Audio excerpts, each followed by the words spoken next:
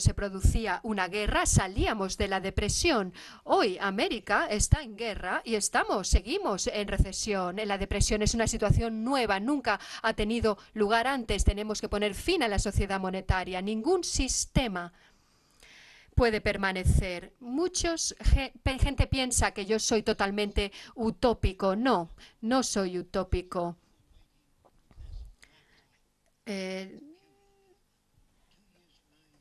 En pocos años nuestros ordenadores serán cada vez más pequeños, más ligeros, más rápidos. Todo va a continuar cambiando. Nunca vamos a conseguir lo mejor de nuestras ciudades. Puedes hacer la mejor ciudad que tú pienses para ahora, para el presente, pero en el futuro habrá ciudades diferentes. ¿Cuál sería la mejor solución? ¿Una chaqueta de fuerza para la infancia del futuro? Esa es la ciudad actual, una chaqueta como las que se utiliza, una camisa de fuerza. Las cosas tienen que ser mejores, más rápidas, pero a la vez en el presente las cosas son más destructivas. No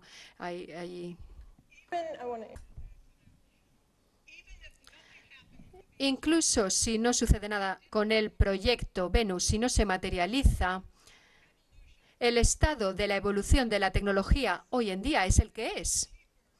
Es más barato automatizar.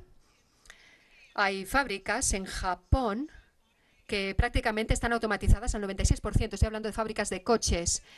Incluso en vez de externalizar la producción, deslocalizarla a lugares remotos, es más barato automatizar. Y vamos a ver esa tendencia. Cada vez más industrias van a estar más automatizadas. ¿Qué es lo que va a suceder? Pues que cada vez va a haber personas reemplazadas por las máquinas. Esto ya está sucediendo, no tiene nada que ver con el proyecto Venus. Cuanto más suceda esta tendencia, menos personas habrá que tengan el necesario poder adquisitivo para comprar los bienes, las cosas. Esa es la idea. Esa sociedad libre. Sin embargo, no estamos todavía funcionando y dirigiéndonos a esa dirección, y por eso está aquí el proyecto Venus.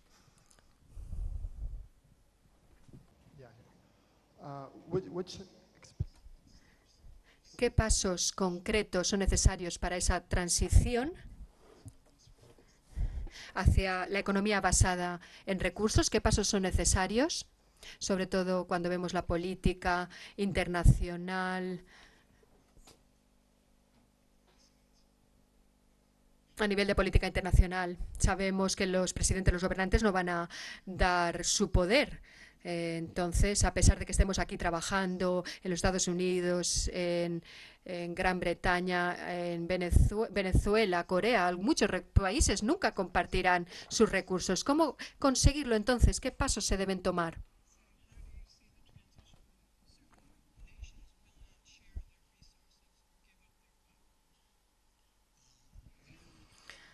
Bueno, no esperamos que se unan a nosotros todas las naciones. Imaginemos que 7 países lo hacen y comparten la idea y no mantienen sus ejércitos, porque una vez te unes, antes de la Unión Europea, por ejemplo, los países trabajaban de manera separada en base a sus fronteras territoriales, con enfrentamientos, con milicias en las fronteras de todos los estados. Entonces, una vez se unan los países, se evita la guerra. Lo mismo tiene que suceder con las naciones. Si se unen, ya no necesitarán ejércitos, sus niveles de vida subirán porque no se invertirá en defensa y serán naciones que se unan. Habrá otras naciones que querrán ser independientes, pero estamos seguros de que la población ejercerá presión a que se unan. No se puede forzar a nadie. Si fuerzas a la gente a nivel, por ejemplo, religioso, pues se crea la resistencia, ¿no? La gente se esconde para que no intentando huir. Es mejor educar, no forzar, no torturar, no matar. No queremos ejércitos que traigan la democracia. Eso es una mentira total. El ejército llevará la democracia a un país. Lo que buscan son los recursos, quieren sus recursos y así que disfruten del estilo americano, ¿verdad? Una vez invadidos. Has mencionado Venezuela. ¿Por qué? ¿Porque es más totalitaria? ¿Porque no va a compartir sus recursos? Pues de hecho, lo que está sucediendo en los países sudamericanos progresivos, Bolivia, Ecuador, Venezuela también y otros países, Uruguay, que están yendo en esa dirección, te diré que sí están compartiendo sus recursos. Cuba, de hecho, da médicos, personal médico a Venezuela. Y lo mismo sucede con sus deudas. Hacen una especie de trueques, ¿no? Para compensar las deudas externas que tienen. Por ejemplo, intercambian carne, por ejemplo, en vez de tener que pagar la deuda.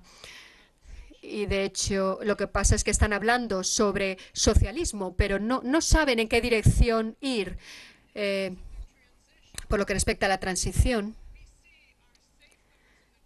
vemos como salvaguarda el que se consiga que un gran número de gente nos conozca y por tanto yo os pido que habléis a la gente sobre el proyecto, que habléis si podéis ante los medios. Pero en primer lugar hay que documentarse para poder responder las preguntas de manera correcta. Si estáis en esa posición de poder hacer algo, hacedlo. Defended el modelo, pero si no nos movemos no sucederá nada. Jack y yo no tenemos poder, no tenemos dinero. Hay mucha gente que nos pregunta, venga, ¿cuándo vais a poner esto en marcha? Pues no depende de nosotros. Nosotros llevamos trabajando, bueno, casi toda la vida, ¿no? Por lo menos Jack toda su vida. Yo bastantes años, 30 años, hay que movilizarse. Y también quiero mencionar que el mensaje. Bueno, hemos trabajado en la oscuridad durante 35 años, no podíamos sacar nada a la luz. Y había otros países que sacaban artículos en contra de nuestra corriente. Nosotros intentábamos publicar libros, escribir artículos, pero nos lo hacíamos todos nosotros. La imprenta, la publicación, nuestros vídeos.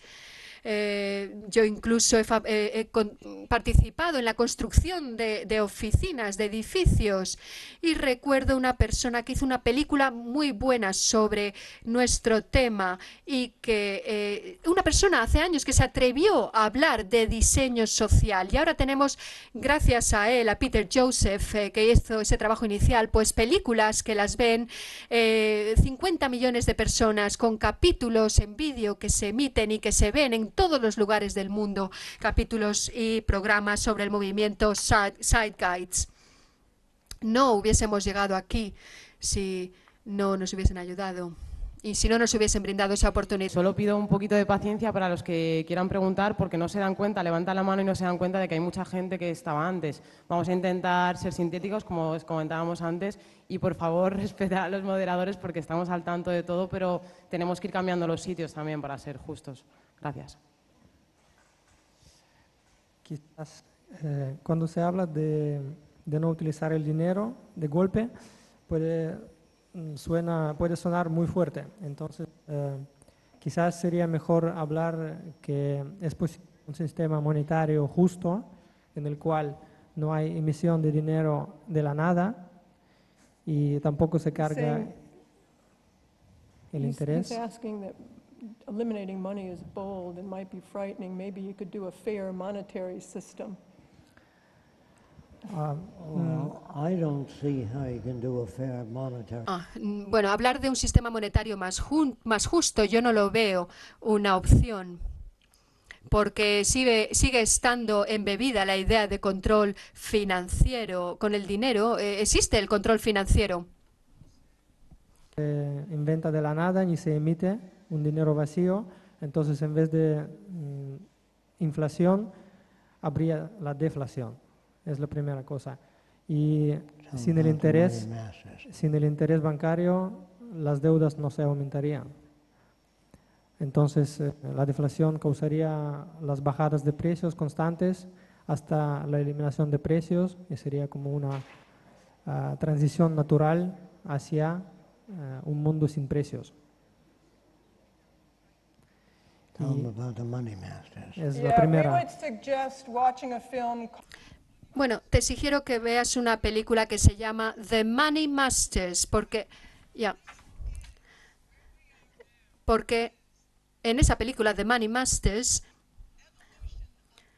se ve la evolución del dinero más clara al principio, pero este es el punto de no retorno y con nuestra tecnología de hoy en día no necesitamos un sistema obsoleto que interfiere todo el tiempo, que frena el intercambio libre de recursos y de bienes. Es un sistema obsoleto, el sistema monetario no ha funcionado. Y lo que hace es perpetuar las deudas, perpetuar el ser esclavos de un salario. No es un sistema que sea bueno para nadie. Si la gente no puede eliminarlo, pues que sepan que van a sufrir de ese sistema, su propia destrucción, su desmoronamiento.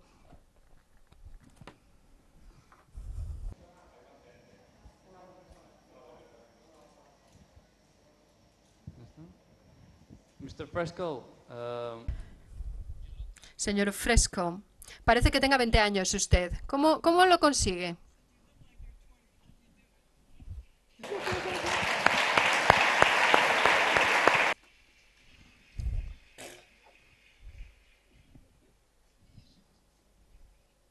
No está en la comida que comes, ni en el ejercicio que haces, sino el trabajo que haces y la creencia en ese trabajo. No piensas en la edad. Yo no me acuerdo ni cuándo es mi cumpleaños y por tanto no pienso en ello, simplemente trabajo en las cosas. Y si no encuentro las respuestas, sigo buscándolas.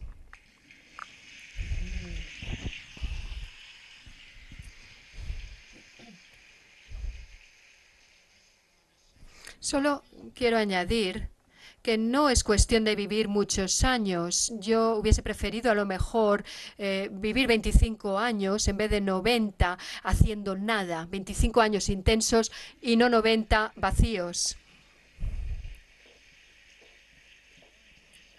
Os voy a contar una cosa. A veces me preguntan, tengo 6 hijos, o me dicen, tengo 6 hijos. ¿Y para qué? ¿Y para qué te sirven? ¿Quieres añadir algo tú?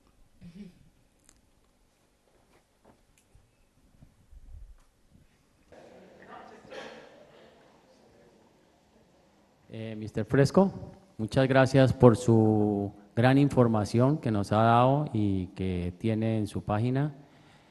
En pocas palabras, quiero entender un punto de vista, no es tanto una pregunta, sino como una moción de información. De modo que si quieres puedes ir diciéndole más o menos o le vas a decir ahora. Did you hear that? He doesn't have a question, but he'd like your viewpoint on something. Like what? En base a todo esto que estamos nosotros recibiendo, toda esta información que venimos recibiendo desde hace tiempos, que todos en general estamos tan interesados en el mundo, en un mundo donde se ha producido un caos general, porque es un caos que se ha producido general, viene crisis de toda índole, tanto económica, social, religiosa. Esta situación se produce a raíz de que los puntos de referencia continúan siendo los mismos. Por eso creo que a lo que voy es que los puntos de referencia deben cambiar para poder nosotros Same proyectarnos. problems over and over again, things are crashing. He feels that it needs to be a different reference point.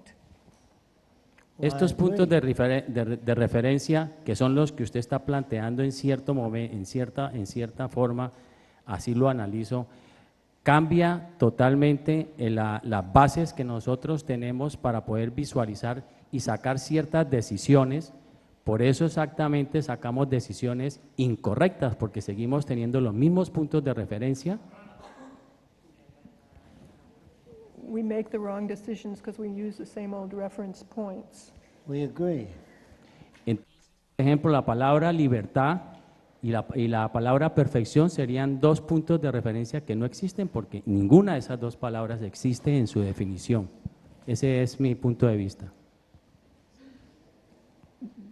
Then freedom and, say freedom and what? Freedom and something don't exist. Democracy. Democracy? Freedom You're and right. perfection. It doesn't exist. Freedom and perfection don't exist. Yes, The there's no reference such thing point. as perfection. Bueno, no existe la perfección. Si yo diseño el mejor ordenador portátil, eso no es la percepción. La percepción es un proceso continuo, siempre estamos aprendiendo. Nosotros todavía no estamos civilizados. Siempre que haya cárcel, prisión, policía, hambrientos, desempleados, gente sin seguridad social, sin asistencia médica, no estaremos civilizados. Y yo trabajo por una civilización global donde la gente cuida los unos de los otros. Eso es lo que tendría que hacer la Iglesia. La Iglesia lo entendió. Todas las enseñanzas religiosas las vamos a transformar en el estilo de vida. No van a ser un hobby verbal, ¿verdad? Toda esa palabrería. No queremos palabrería. Esta historia de God bless America, que Dios nos bendiga, el presidente diciendo que Dios nos bendiga. ¿Qué narices es ese presidente para pedirle a Dios que haga eso?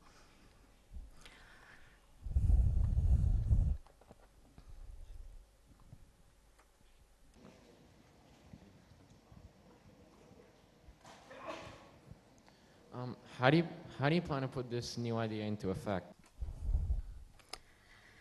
¿Cómo podemos llevar estas ideas a la práctica? Tenemos que esperar que suceda algo para tomar el siguiente paso. He's asking if we're waiting for something to happen to make the next step.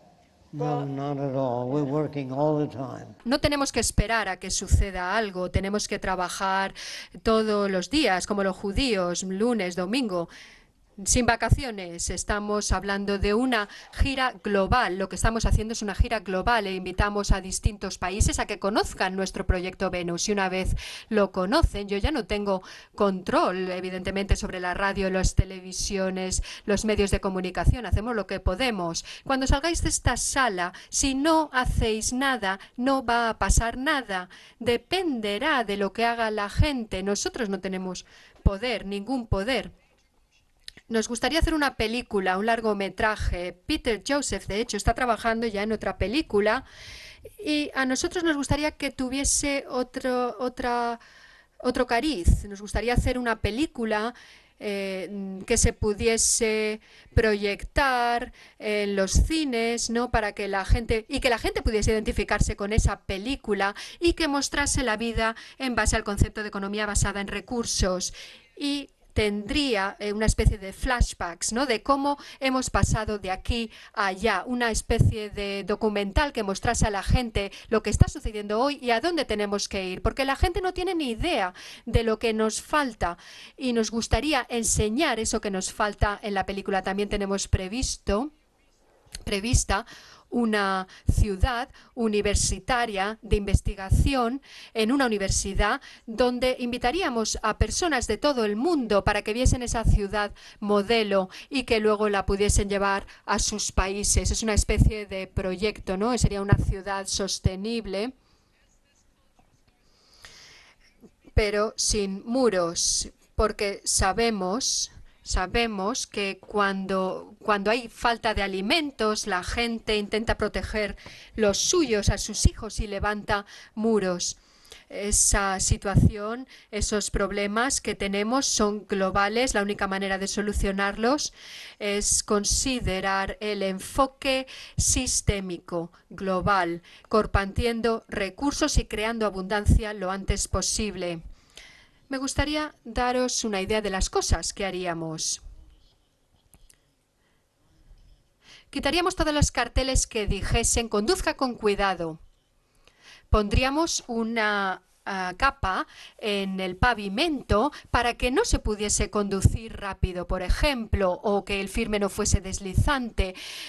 No pondríamos tampoco esa señal de niños cruzando la calle. Lo que haríamos sería poner una especie de pivotes que detectasen a los niños con sensores y se levantasen cuando los niños cruzasen la calle para parar así los coches, ¿no?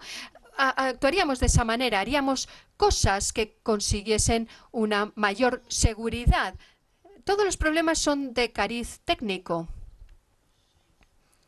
Y lo que buscamos son coches seguros. Tendrían un sensor de proximidad. Cuando vas al garaje, la puerta se abriría automáticamente. Hoy en día vas al garaje y bueno, ya puedes abrir la puerta automáticamente cuando vas cargado con las bolsas del supermercado, ¿no? Pues eso es la tecnología. Podríamos solucionar la mayoría de los problemas de una manera muy sencilla. Otra cosa que haríamos, cogeríamos el excedente de alimentos y lo almacenaríamos en las regiones polares del norte y del sur. En caso de que se produjese, por ejemplo, un terremoto en Japón, tendríamos acceso a la comida de manera inmediata, en vez de darles un sándwich, ¿no? Cuando sucede el terremoto, no, habría disponibilidad de alimentos de manera inmediata, utilizando todos los recursos del planeta para el beneficio de todos los habitantes del planeta. Cualquier otra cosa no va a funcionar. En una situación de emergencia, imaginemos un terremoto, habría un plan de contingencias especial y grupos especiales que irían de manera automática a esa zona, proporcionando acceso a todo lo necesario. First, thank you. Well, gracias, Jack, por abrirme mis perspectivas con su información. Spanish, sorry. Mi pregunta es, Yeah. imaginemos que el proyecto Venus se lleva a cabo y que todas las personas que estamos aquí dentro vivimos dentro de el proyecto Venus. Imaginemos que ocurre un problema social y un hombre, por ejemplo, mata o viola a una niña. ¿Cuál es el mecanismo de respuesta dentro del proyecto Venus? ¿Qué es lo que ocurre? Porque como has hablado que no habrían cárceles, que no habrían leyes, ¿qué ocurriría? Gracias. Kills and rapes a little girl if there are no laws.